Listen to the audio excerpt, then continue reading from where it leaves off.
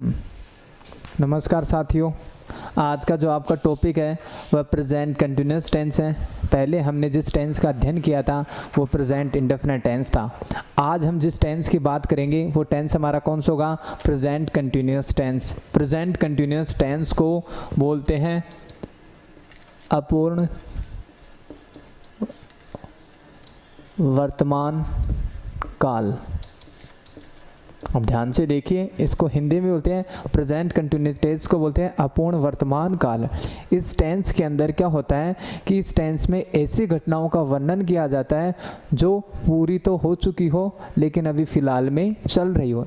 यानी ऐसी घटनाओं का वर्णन किया जाता है जो कंप्लीट तो हो चुकी हो लेकिन अभी भी वो प्रेजेंट में लगातार जारी हो। यानी इस टेंस में काम का लगातार जारी होना पाया जाता है। कंटिन्यूस का मतलब लगातार, वो काम अभी भी है ना, वो लगातार जारी है, निरंतर जारी है। तो हम इसकी बात करते हैं सबसे पहले पहचान की। क्या होती है? पहचान। तो इस टेंस के बारे में हमें देखना है कि इसकी पहचान क्या होते हैं। जिन हिंदी वाक्यों के क्रियाओं के अंत में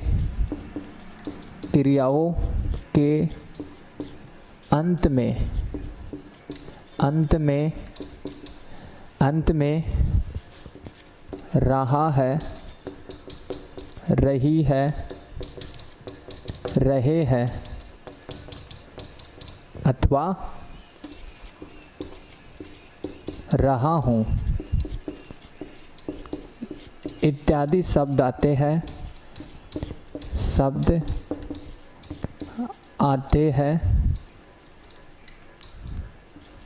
आते हैं उसे कौन सा टेंस बोलते हैं?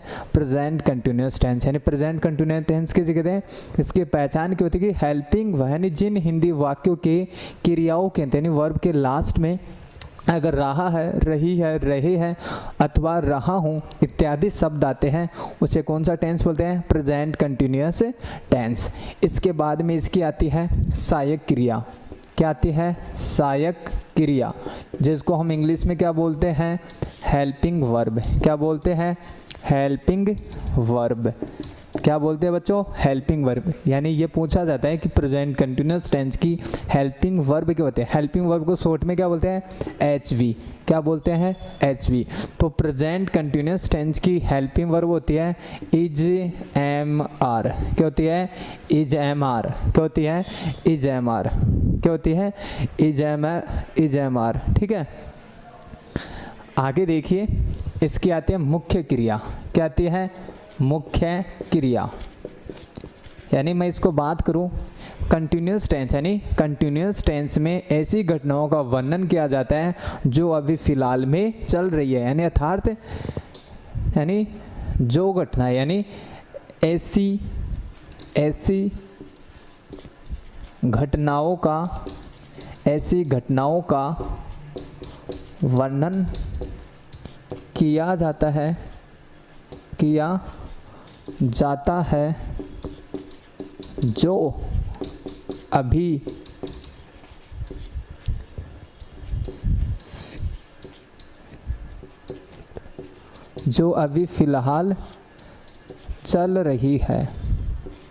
जो अभी फिलहाल चल रही है। यानी प्रेजेंट कंटिन्यूस टेंस किसे कहते हैं?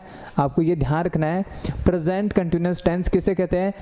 इस टेंस में ऐसी घटनाओं का वर्णन किया जाता है जो अभी फिलहाल में चल रही है, जो अभी घट रही है, उन घटनाओं का वर्णन किया जाता है। और इनके हिंदी वाक्यों के अंत में क्या आता है?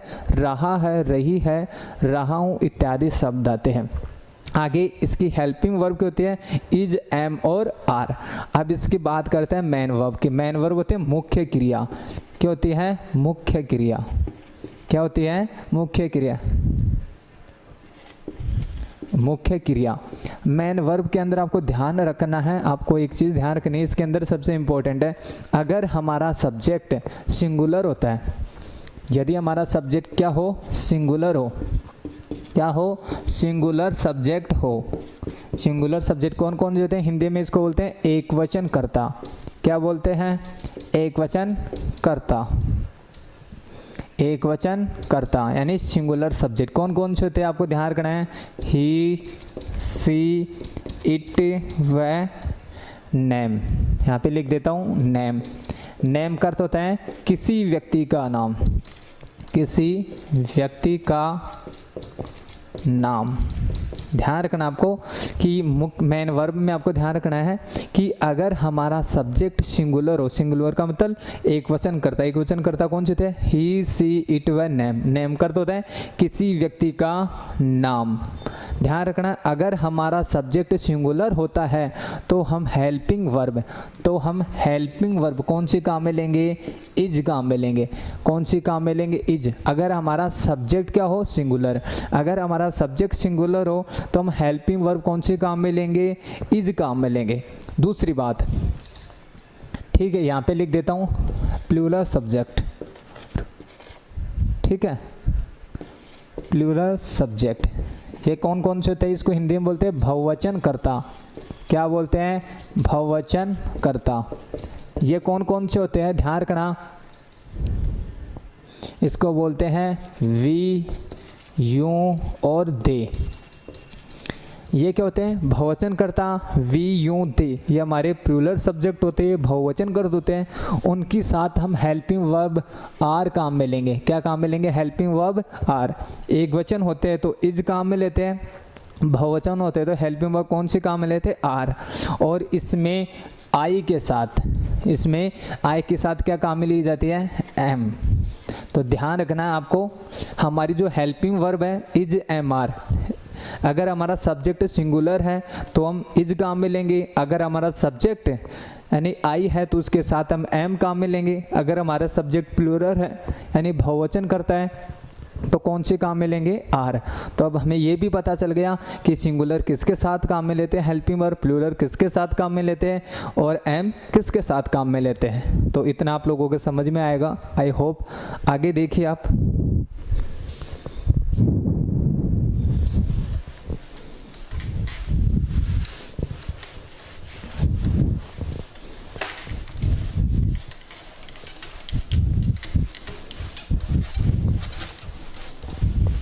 अब इसका आता है पैटर्न। क्या आता है, पैटर्न। पैटर्न देखिए आगे जो हमारा जो पॉइंट आता है वो आता है पैटर्न। पैटर्न होता है सूत्र, इसको करने का जो तरीका होता है। तो इसमें हम पहला सेंटेंस कौन सा बनाएंगे, अफर्मेटिव सेंटेंस। कौन सा बनाएंगे, अफर्मेटिव सेंटेंस। कौन सा, अफर्मेटिव सेंटेंस। अफर्मेटिव को क्या बोलते हैं, सकारात्मक वाक्य। क्या बोलते हैं, सकारात्मक वाक्य। मैंने आपको प्रेजेंट इंडेफिनिट में बताया था कि अफर्मेटिव सेंटेंस कैसे बनाते हैं। तो आपको ध्यान रखना है, सबसे पहले हम अफर्मेटिव सेंटेंस का पैटर्न बनाएंगे। तो सबसे पहले हमें क्या चाहिए, सब्जेक्ट। क्या चाहिए, सब्जेक्ट। सब्जेक्ट के बाद में हमें क्या चाहिए, हेल्पिंग वर्ब। हेल्पिंग वर्ब हमारे प्रेजेंट कंटिन्यूअस टेंस की कौन सी होती है, इज, एम और आर। समझ में आ रही है। सबसे पहले हम सब्जेक्ट लिखेंगे, फिर हम हेल्पिंग वर्ब लिखेंगे, कंटिन्यूअस टेंस, फिर हमें चाहिए मेन वर्ब। इसमें मेन वर्ब में वर्ब की फर्स्ट फॉर्म प्लस आईएनजी काम में लेते हैं। क्या काम में लेते हैं, मेन वर्ब के अंदर वर्ब की फर्स्ट फॉर्म प्लस आईएनजी काम में लेते हैं। तो कंटिन्यूअस है तो हम लिखेंगे वर्ब की फर्स्ट फॉर्म प्लस आईएनजी और लास्ट में क्या लगाएंगे, ऑब्जेक्ट। क्या लिखेंगे, ऑब्जेक्ट। आप वहाँ पे मैंने आपको हेल्पिंग वर्ब बता दी, इजारम, और आपकी जो मेन वर्ब है, मेन वर्ब में हम क्या काम में लेंगे, वर्ब की फर्स्ट फॉर्म प्लस आईएनजी। जब भी कंटिन्यूअस टेंस होता है वहाँ पे मेन वर्ब में क्या लिखा जाता है, वर्ब की फर्स्ट फॉर्म प्लस आईएनजी। तो इसका पैटर्न अफर्मेटिव का क्या हो गया, subject plus helping verb plus main verb plus object. तो मैं यहाँ पे एक सेंटेंस लिख रहा हूँ, वह है बाजार में सब्जी बेच रहा है। पहला हमारा सेंटेंस है, वह बाजार में सब्जी बेच रहा है। तो रहा है आ गया, मैंने क्या बताया पहचान, जिन हिंदी वाक्यों के क्रियाओं के अंत में रहा है, रही है, रहे है, रहा हूँ, तो इसमें क्या अगर रहा है तो ये हमारा कौन सा टेंस होगा, पहचान पता चल गई ना, प्रेजेंट कंटिन्यूअस टेंस। अब हमें सबसे पहले क्या चाहिए, सब्जेक्ट। सब्जेक्ट हमेशा वाक्य के कहाँ पे होता है, शुरू में होता है। तो सब्जेक्ट वह, तो वह बाजार में सब्जी बेचता है, तो वह के लिए हम दो यूज करते हैं वर्ड, एक तो ही और एक कौन सा करते हैं, सी। अगर लड़का होता है तो उसके लिए हम क्या काम में लेते हैं, ही, ठीक है ना। अगर लड़का है, वह बाजार में सब्जी बेचता है, वह का अर्थ यानी ही का भी अर्थ होता है वह, सी का भी अर्थ होता है वह। ही हमेशा बॉय के लिए काम में लिया जाता है, किसके लिए काम में लिया जाता है, बॉय के लिए। और गर्ल के लिए क्या काम में लिया जाता है, गर्ल, यानी सी काम लिया जाता है। ही लड़के के लिए, बॉय के लिए, ही बॉय के लिए और सी गर्ल के लिए। तो वह बाजार में सब्जी बेचता है, तो इससे हमें पता चल रहा है ना ये क्या है, लड़का है। और लड़के के लिए क्या काम में लेते हैं, ही। क्या काम में लेते हैं, ही। क्या लिख दिया हमने, हमारा सब्जेक्ट क्या हो गया, ही, क्योंकि वह बाजार में सब्जी बेचता है, वो लड़का है, तो लड़के के लिए कहता है ही। अगर यहाँ पे वह बेचती है तो वो बेच रही है, तो क्या होता है, वो लड़की होती है, तो उसके लिए क्या लिखते, सी। तो वह बाजार में सब्जी बेचता है, सबसे पहले हमें सब्जेक्ट चाहिए। सब्जेक्ट हमेशा वाक्य के शुरू में होता है, वह। आगे हमें क्या चाहिए, हेल्पिंग वर्ब। हेल्पिंग वर्ब हमेशा किसके अकॉर्डिंग लगती है, सब्जेक्ट। सब्जेक्ट सिंगुलर होगा तो वर्ब भी सिंगुलर आएगी, अगर सब्जेक्ट प्लूरल होगा तो वर्ब भी प्लूरल आएगी। तो अब देखिए सब्जेक्ट के अकॉर्डिंग लगेगी, तो सब्जेक्ट हमारा क्या है, ही हमारा सिंगुलर है, प्लूरल। तो अभी मैंने बताया ही, सी, इट, वह, नेम, ये क्या होते हैं, सिंगुलर। तो ही क्या है, सिंगुलर है, इसलिए हम कौन सी हेल्पिंग वर्ब काम में लेंगे, सिंगुलर। इज एक वचन होता है तो हम कौन सी काम में लेते, इज। बहुवचन होता है तो आर, और आई के साथ क्या काम में लेते, एम। तो हमारा सब्जेक्ट सिंगुलर है तो वर्ब भी क्या आएगी, सिंगुलर। तो हमने लिख दिया ही इज, यानी सब्जेक्ट हो गया, हेल्पिंग वर्ब हो गई। अब हमें क्या चाहिए, वर्ब की फर्स्ट फॉर्म प्लस आईएनजी। तो हमें वर्ब का पता लगाना पड़ेगा। तो बेच रहा, ये तो क्या है, पहचान है, तो इसके ना लगा दो तो क्या हो गया, बेचना। बेचना को इंग्लिश में क्या बोलते हैं, सेल। क्या बोलते हैं, सेल। अब इस वर्ब के साथ क्या लगाना है, आईएनजी, तो क्या हो जाएगा, सेलिंग। क्या हो जाएगा, सेलिंग। तो हमने लिख दिया ही इज सेलिंग। अब लास्ट टाइम में क्या चाहिए, ऑब्जेक्ट है। तो हमेशा ऑब्जेक्ट के पहचान के होते हैं, यानी क्रिया का प्रभाव जिस शब्द या शब्दों पे पड़ता है उसे हम क्या बोलते हैं, ऑब्जेक्ट है। वह बाजार में क्या बेचता है, सब्जी। तो यानी इस वर्ब का जो इफेक्ट होता है वो इसके ऊपर पड़ रहा है, यानी वो बाजार में क्या बेचता है, सब्जी। तो हमारा ऑब्जेक्ट क्या हो गया, सब्जी। तो सब्जी को क्या बोलते हैं, वेजिटेबल। क्या बोलते हैं, वेजिटेबल। ही वेजिटेबल। अब क्या बच गया, बाजार में लास्ट, यानी जो ऑब्जेक्ट हो गया, जो लास्ट बच गया उसको क्या बोलते हैं, अदर वर्ड्स। क्या बोलते हैं, अदर वर्ड्स। समझ में आ रहा है, हमें चार चीजें चाहिए, जो बच गया उसको क्या बोलते हैं, अदर वर्ड्स। बाजार में तो क्या लिखेंगे, इन द मार्केट। क्या लिखेंगे, इन द मार्केट। तो हमारा सेंटेंस होगा he is selling vegetable in the market. ये हमारा कौन सा सेंटेंस है, अफर्मेटिव। अब हमें कौन सा बनाना है, नेगेटिव। कौन सा बनाना है, नेगेटिव।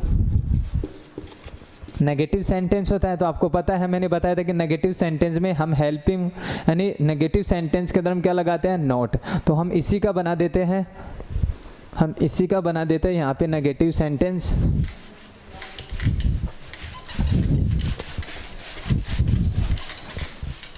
देखिए यहाँ पे नेगेटिव सेंटेंस हम दूसरा जो होता है नेगेटिव सेंटेंस, ठीक है। नेगेटिव सेंटेंस बनाएंगे तो सबसे पहले हमें क्या चाहिएगा, सब्जेक्ट। फिर क्या चाहिएगी, हेल्पिंग वर्ब। हमने लिख दी इज आर एम, ठीक है ना, इज आर एम या इज एम आर। फिर उसके बाद में नेगेटिव है तो क्या लगाएंगे, नॉट। फिर वर्ब की फर्स्ट फॉर्म प्लस आईएनजी, और लास्ट में क्या लगाएंगे, ऑब्जेक्ट लिखेंगे, ठीक है। तो इसको बनाएंगे, वह बाजार में सब्जी नहीं बेचता है, बेच रहा है, वह बाजार में सब्जी नहीं बेच रहा है, ठीक है। हमारा ये सब्जेक्ट हो गया, वह बाजार में सब्जी नहीं बेच रहा है। तो इसको हम, क्योंकि यहाँ पे नहीं है तो नेगेटिव हो गया, तो इसको ऐसे बनाएंगे, हमें सब्जेक्ट है क्या, वह के लिए क्या लिखते हैं, ही, लड़के के लिए। फिर हमारा सब्जेक्ट सिंगुलर हो तो हम क्या लिखेंगे, इज। ठीक है, अब हम हेल्पिंग वर्ब के तुरंत बाद क्या लगाएंगे, नॉट, तो हम क्या लिखेंगे, नॉट। फिर वर्ब की फर्स्ट फॉर्म तो हमने बताया था बेचना को क्या बोलते हैं, सेल, आईएनजी लगाने की हो जाएगा सेलिंग, क्या लगाएंगे, सेलिंग। फिर हमें क्या चाहिए, object, vegetable in the market, क्या लिखेंगे, इन द मार्केट, हो गया। उसके बाद में हमें तीसरा आता है इंटरोगेटिव। कौन सा आता है, इंट्रोगेटिव। इंट्रोगेटिव सेंटेंस जिसको बोलते हैं प्रश्नवाचक वाक्य। इसको बनाएंगे तो इसका जो पैटर्न होता है क्या होता है, यहाँ पे सबसे पहले हम हेल्पिंग वर्ब लिखेंगे। तो हमारी हेल्पिंग वर्ब है, सबसे पहले हम हेल्पिंग वर्ब लिखेंगे तो हमने यहाँ पे लिख दी, ठीक है। पहले हमें हेल्पिंग बचे तो इज आर एम, और फिर हमने लिख दिया सब्जेक्ट, उसके बाद में मेन वर्ब, वर्ब के first form plus ING, last में हमने क्या लिख दिया, ऑब्जेक्ट। और हमेशा इंटरोगेटिव सेंटेंस में क्या था, लास्ट में क्वेश्चन मार्क, यानी हमेशा इंटरोगेटिव सेंटेंस में यानी सब्जेक्ट से पहले क्या लिखी जाती है, हेल्पिंग वर्ब, या हेल्पिंग वर्ब को स्टार्ट में लिखते हैं, शुरू में लिखते हैं। तो इसी को बना देते हैं, क्या वह बाजार में सब्जी बेच रहा है, क्या वह बाजार में सब्जी बेच रहा है। ये हमारा नेगेटिव इंट्रोगेटिव हो गया। तो इसको कैसे बनाएंगे, सबसे पहले हम क्या लिखेंगे, हेल्पिंग वर्ब। हेल्पिंग वर्ब किसके अकॉर्डिंग लिखेंगे, सब्जेक्ट के अकॉर्डिंग, यानी जो हमें सब्जेक्ट के अकॉर्डिंग हमारी क्या आएगी, हेल्पिंग वर्ब। हमारा सब्जेक्ट वह है यानी सिंगुलर है, तो सिंगुलर के लिए क्या काम में ली जाती है, इज। क्या काम में ली जाती है, इज। अब हमें क्या चाहिए, सब्जेक्ट, सब्जेक्ट क्या है, वह, तो क्या बोलते हैं, ही। अब हमें क्या चाहिए, वर्ब के फर्स्ट फॉर्म प्लस आईएनजी, तो बेचना को क्या बोलते हैं, सेल, तो क्या हो जाएगा, सेलिंग। अब हमें क्या चाहिए, ऑब्जेक्ट, तो क्या है, वेजिटेबल, वेजिटेबल। लास्ट में क्या बच गया, other word, in the market, क्या हो गया, इन द मार्केट। ये हो गया। अब हमें कौन सा बनाना है, चौथा सेंटेंस हमारा कौन सा आता है, इंट्रोगेटिव नेगेटिव सेंटेंस। ये जो ये इंटरोगेटिव है उसके बाद में इंट्रोगेटिव नेगेटिव। इसको कैसे करेंगे आप यहाँ पे देखिए,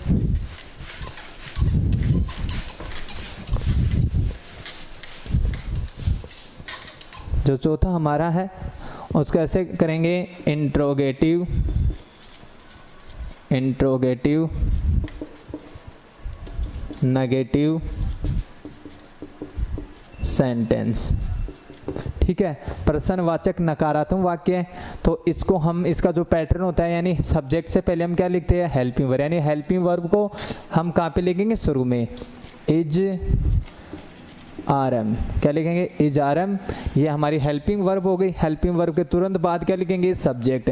और इंट्रोगेटिव नेगेटिव में सब्जेक्ट के तुरंत बाद क्या लगाया जाता है, नॉट। फिर क्या लिखते हैं, मेन वर्ब, क्या लिखते हैं, मेन वर्ब। और लास्ट में क्या लिखेंगे, ऑब्जेक्ट, क्या लिखेंगे, और लास्ट में क्वेश्चन मार्क। मेरी बात है, सबसे पहले हम हेल्पिंग वर्ब लिखेंगे, फिर हम सब्जेक्ट लिखेंगे, सब्जेक्ट के बाद में क्या लगाएंगे, नॉट, फिर वर्ब के फर्स्ट फॉर्म प्लस आईएनजी, और लास्ट में ऑब्जेक्ट। बताते हूँ, देखिए एग्जाम्पल, क्या वह बाजार में सब्जी नहीं बेच रहा है, और लास्ट में क्वेश्चन मार्क। यानी इंट्रोगेटिव सेंटेंस में क्या भी आता है और नहीं भी आता है, यानी इसमें क्वेश्चन भी पूछा जाता है और नोट भी आता है। तो क्या है, क्या वह बाजार में सब्जी नहीं बेच रहा है। तो इस सेंटेंस को इसके अकॉर्डिंग बनाएंगे। तो सबसे पहले हमें क्या चाहिए, इंट्रोगेटिव सेंटेंस में, इंट्रोगेटिव नेगेटिव में हेल्पिंग वर्ब को लिखते हैं। हेल्पिंग वर्ब किसके अकॉर्डिंग आएगी, सब्जेक्ट के अकॉर्डिंग। सब्जेक्ट हमारा वह है यानी सिंगुलर है, इसलिए हम हेल्पिंग वर्ब क्या लिखेंगे, सिंगुलर, यानी इज। अब हमें क्या चाहिए, सब्जेक्ट, तो हमारे क्या है, ही। मेरी बात समझ में आ रही है। उसके बाद में हम क्या लगाएंगे, नॉट। सब्जेक्ट के तुरंत बाद क्या लगाते हैं, नॉट। फिर मेन वर्ब लिखेंगे, वर्ब के फर्स्ट फॉर्म प्लस आईएनजी, तो क्या होता है, सेलिंग। लास्ट में क्या चाहिए, ऑब्जेक्ट, तो वेजिटेबल। और लास्ट में क्या बच गया, अदर वर्ड, तो क्या है, बाजार में, तो इन द मार्केट। ये आपके चारों सेंटेंस हो गए। अब मैं आपको यहाँ पे एक सेंटेंस के चारों बनाना सिखाऊंगा जो अगले वाले टेंस में। तो हमारा ये कौन सा था, present continuous tense. Present continuous tense में हमें सबसे पहले पहचान याद करनी है कि रहा है, रही है, रहे हैं। फिर हमें इसकी हेल्पिंग वर्ब याद रखनी है, इज, आर, एम, और इसके मेन वर्ब कहते हैं वर्ब के फर्स्ट फॉर्म प्लस आईएनजी। और लास्ट में मैंने चारों जो सेंटेंस हैं उनको एक एक करके मैंने उनको बता दिया है कि अफर्मेटिव कैसे बनाया जाता है, नेगेटिव कैसे बनाया जाता है, इंटरोगेटिव कैसे बनाया जाता है, और इंटरोगेटिव नेगेटिव कैसे बनाया जाता है। अब हमारा जो नेक्स्ट टेंस है उसके बारे में आप देखिए।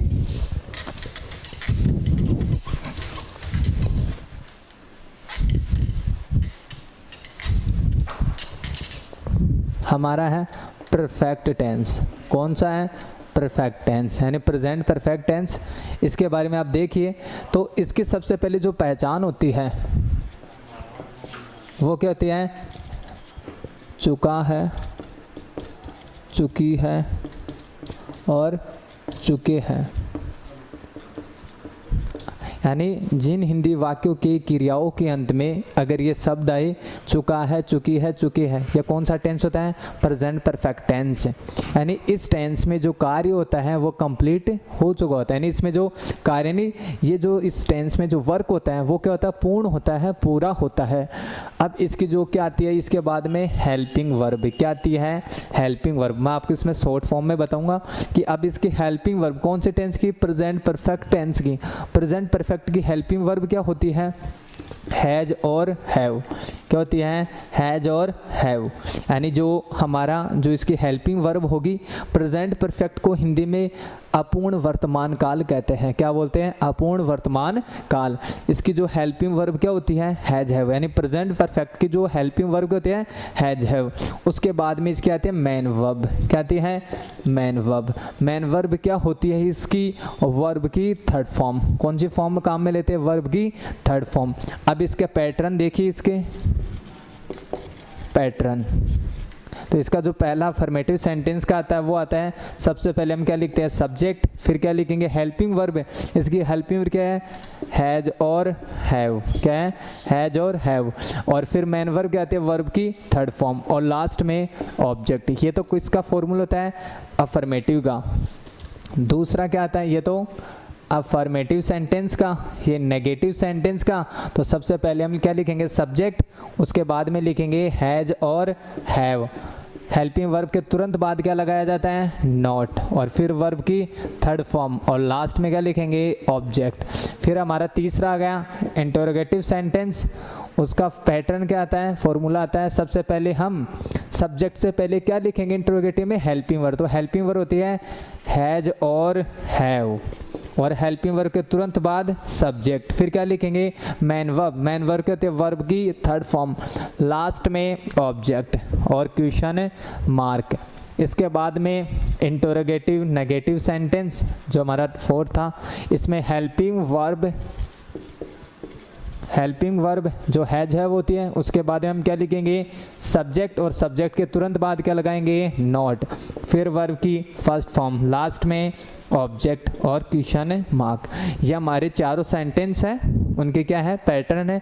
इसके अकॉर्डिंग आपको सेंटेंस करना। मैंने यहाँ पे लिखा वह है, यानी तुम खाना खा चुके हो। तुम खाना खा चुके हो। ये हमारा सेंटेंस है कि तुम खाना खा चुके हो। तो ये जो सेंटेंस है, हमें इस सेंटेंस के 4 सेंटेंस बनाने हैं। तो सबसे पहले हम कौन सा बनाएंगे, अफर्मेटिव सेंटेंस। अफर्मेटिव सेंटेंस को बनाने का सबसे पहले हमें क्या चाहिए, सब्जेक्ट। सब्जेक्ट हमेशा वाक्य के शुरू में होता है, तो हमने क्या लिख दिया, यूं। तुमको इंग्लिश में क्या बोलते हैं, यूं।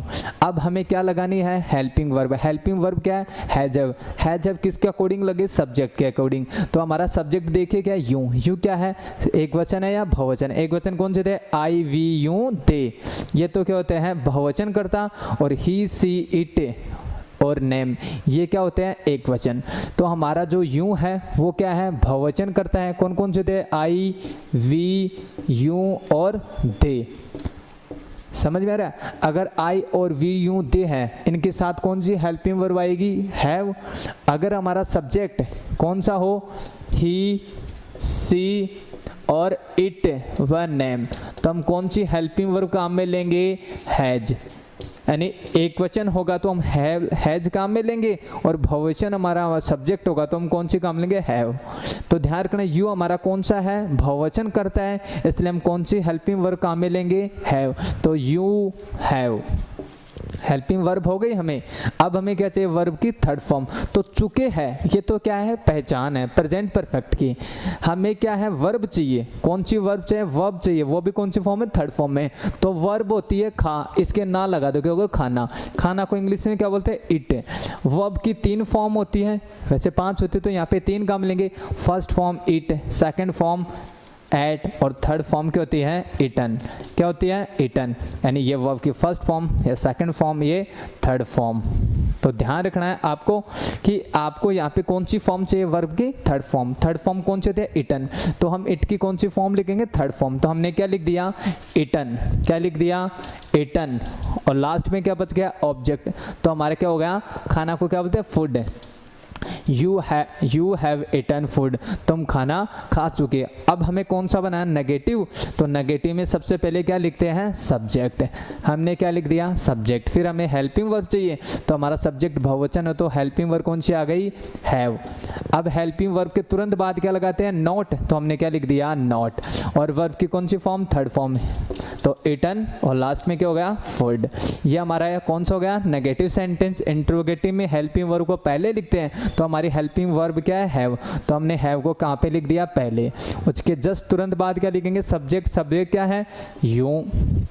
उसके बाद में मेन वर्ब की थर्ड फॉर्म, तो यहाँ पे वर्ब की कौन सी फॉर्म आ गई? Third form, eaten. लास्ट में ऑब्जेक्ट, तो हमने क्या लिख दिया? फूड। और लास्ट में क्या है? Question mark. समझ में आ रहा है? यह कौन सा हो गया?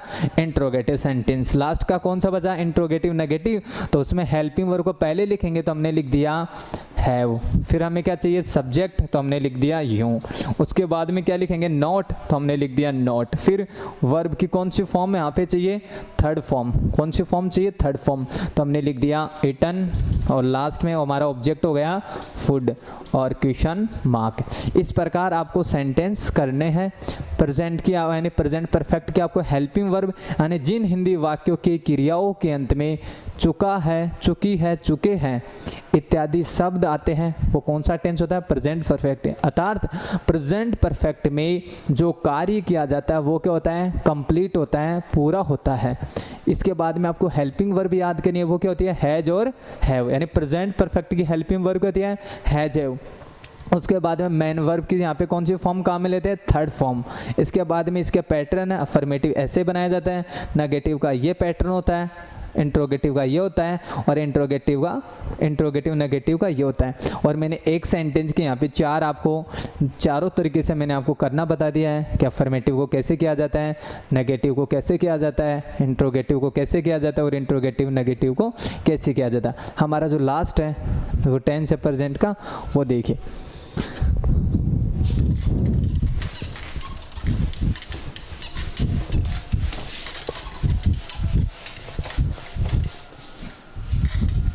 हमारा जो चौथा टेंस है प्रेजेंट का, वो कौन सा है?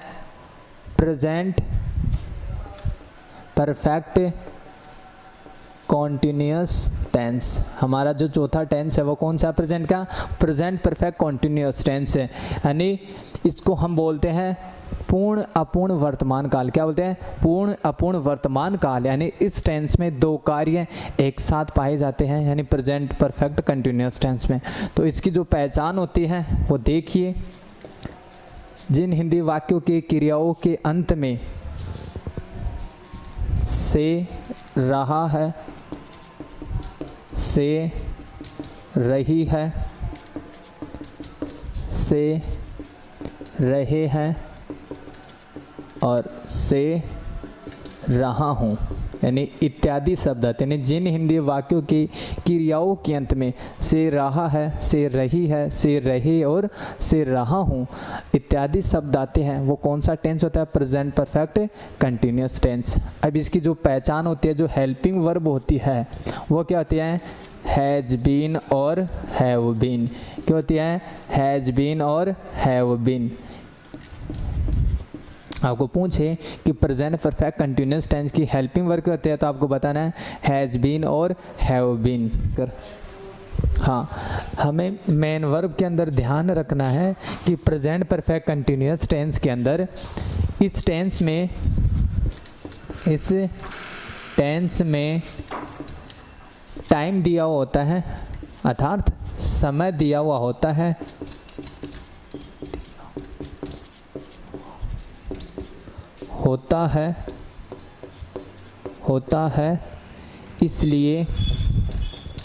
इसलिए सिंस और फॉर का प्रयोग करेंगे या किया जाता है। यानी इस टेंस में टाइम दिया गया होता है, समय दिया होता है, इसलिए हम इस टेंस में किसका प्रयोग करेंगे? सिंस और फॉर का। तो आपको ध्यान रखना है निश्चित समय के लिए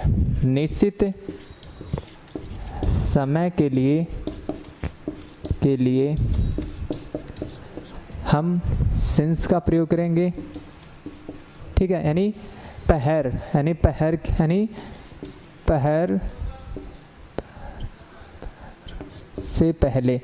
से पहले जैसे यानी पहर होते हैं हमारे जैसे मॉर्निंग, इवनिंग, ठीक है, या आफ्टरनून। यानी हमेशा पहर से पहले यानी मॉर्निंग, इवनिंग, आफ्टरनून, इनसे पहले हम किसका प्रयोग करेंगे? सिंस का। यानी जो निश्चित होता है, जो फिक्स होता है, उनके लिए हम किसका प्रयोग करेंगे? सिंस का। आप इसके अंदर आप देख सकते हो जैसे जन्म, मृत्यु, ठीक है, जन्म मृत्यु। इसके अंदर आप देखो वर्ष, यानी वर्षों के नाम, इसको हम यहाँ पे लिख सकते हैं वर्षों के नाम, ठीक है। हमें इनके पहले यानी मॉर्निंग, इवनिंग, आफ्टरनून, जन्म, मृत्यु, वर्षों के नाम, इनसे पहले हम किसका प्रयोग करेंगे? सिंस का। और अनिश्चित समय के लिए, किसके लिए? अनिश्चित समय के लिए, अनिश्चित समय के लिए किसका प्रयोग करेंगे? फॉर का। निश्चित समय के लिए सिंस का और अनिश्चित समय के लिए फॉर का। जैसे यहाँ पे घंटे, ठीक है, महीनों के नाम, और अब इसको शॉर्ट में हम बोल सकते हैं पीरियड ऑफ टाइम। यानी जो समय की अवधि होती है उससे पहले हम किसका यूज करेंगे? फॉर का। यानी जो पहर से पहले यानी जो फिक्स होते हैं, जैसे जन्म, मृत्यु हमारी फिक्स होती है, मॉर्निंग, इवनिंग, आफ्टरनून, ये हमारे फिक्स होते हैं तो हम सिंस का प्रयोग करेंगे, और अनिश्चित समय के लिए किसका प्रयोग करेंगे? फॉर का। आगे देखते हैं।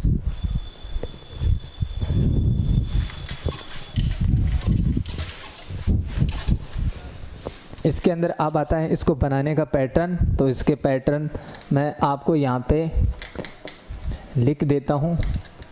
पहला जो हमारा है अफर्मेटिव सेंटेंस का जो पैटर्न है, अफर्मेटिव सेंटेंस का, तो इसमें सबसे पहले हम क्या लिखेंगे? सब्जेक्ट। क्या लिखेंगे?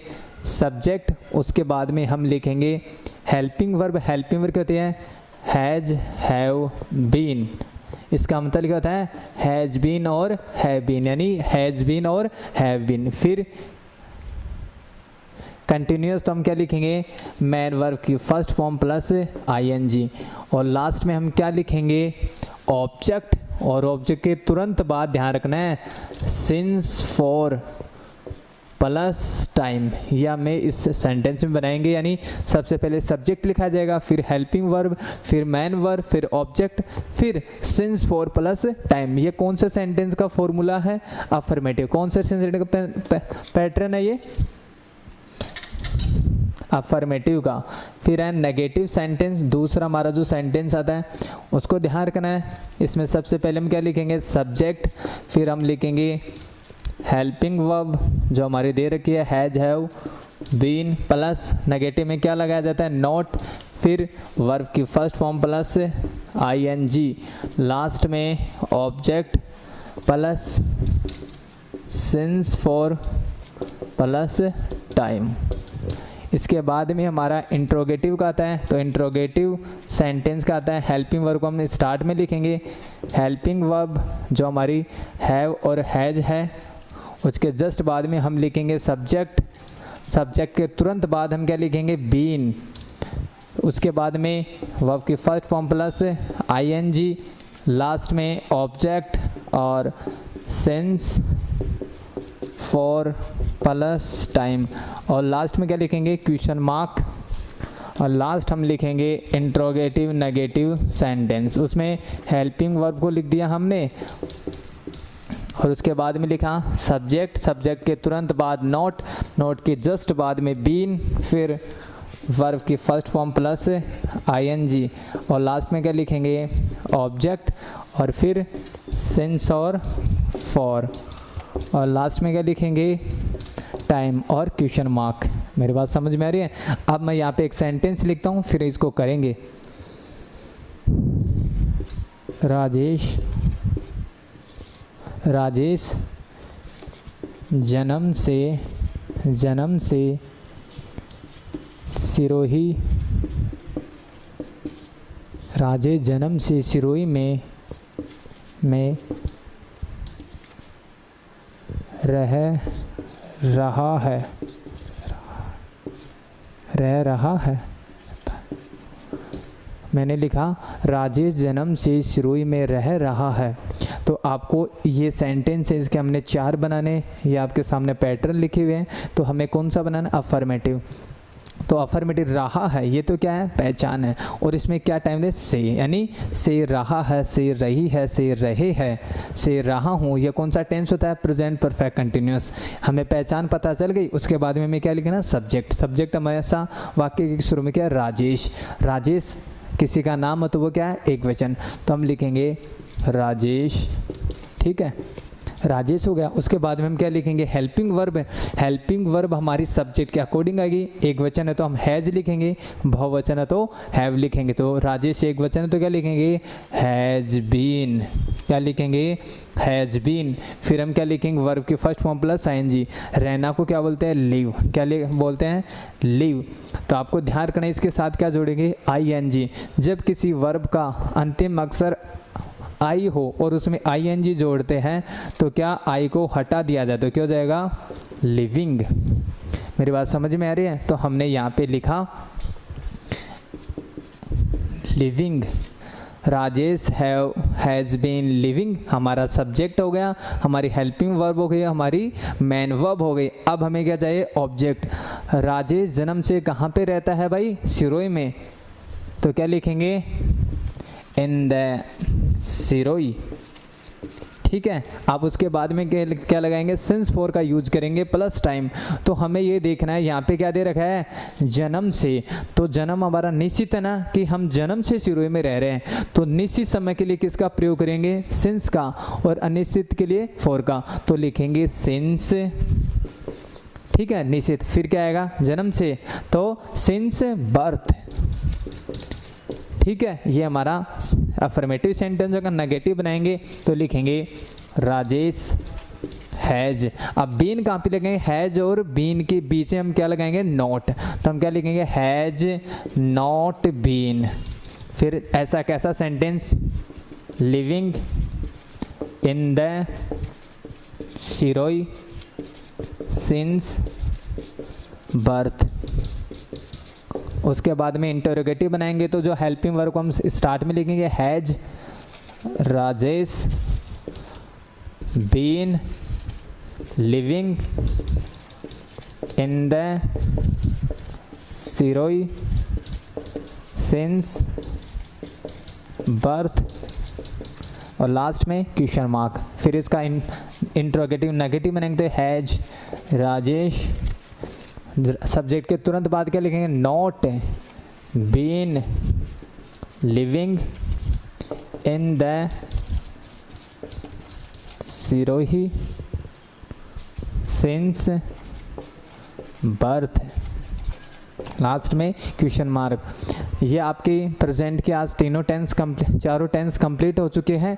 अब आगे आपका जो पास्ट इंडेफिनिट चलेगा इस टेंस है।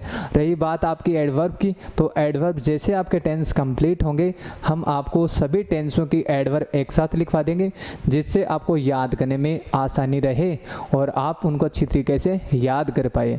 धन्यवाद।